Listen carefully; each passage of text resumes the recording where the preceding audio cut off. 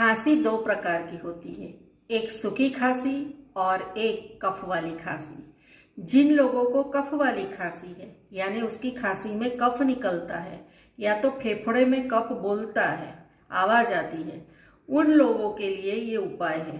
तो 1 चम्मच हल्दी पाउडर, 1 चम्मच तज का पाउडर और आधा चम्मच नमक और 1 ग्लास गर्म पानी में उसे मिला दीजिए और इसे पी लीजिए। आपको जितना सहन हो सकता है उतना गर्म पानी लीजिए और इसमें सब मिला के आप पी लीजिए।